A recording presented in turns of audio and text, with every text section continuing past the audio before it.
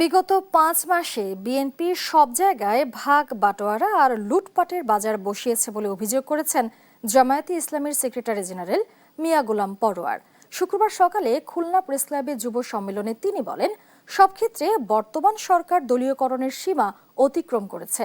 আওয়ামী লীগের আমলে বিরোধীদের উপর দমন নিপীড়নের মতো কাজ বর্তমানে চলছে বলেও জানান তিনি। দ্রুত গণভোটের রায় বাস্তবায়নের দাবিও জানান তিনি।